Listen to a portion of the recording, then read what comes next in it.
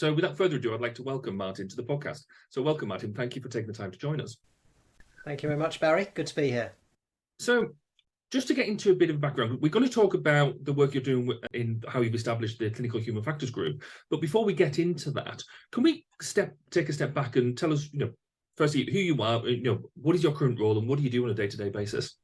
Well, I'm going to give a very short answer to that. Basically, the current role that's of relevance to the conversation today is I'm like a promoter. I'm like a promoter of human factors and ergonomics. I'm like the PR department, basically, for human factors science in healthcare. That's what I do. And you know what the interesting thing is, I've been doing this stuff for free, basically, for the last 17 years. So you mentioned you've been doing this for 17 years. If you could take us back, why did you get involved in it in the first place? And as you've already alluded to, this goes back to my late wife Elaine, but actually I'm going to take it back even further, something that I very rarely discuss.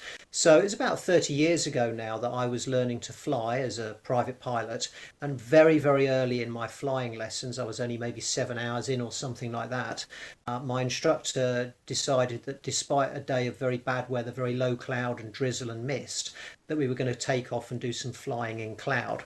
Now, if anybody knows anything about aviation and learning to fly, that's a very advanced lesson that you don't do until much later in your training. But he decided the weather was rubbish, so let's make the most of it, and off we go.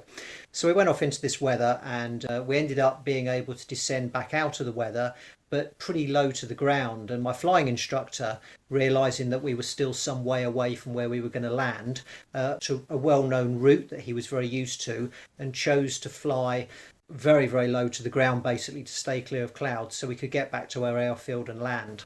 Now, I didn't really understand much of what was going on, but I also knew where we were, and I knew that between where we were and where we were going to land was an aerial farm.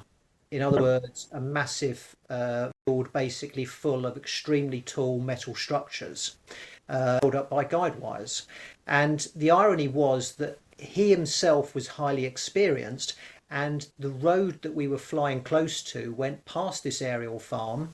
It was a road that he would drive to every day to work, where he was an air traffic controller, and he would steer military planes away from this aerial farm. So we had this situation where we're flying along at low level. I don't know what the hell's going on. And he seems oblivious to something that surely would be obvious to him, that he's about to fly us through an aerial farm.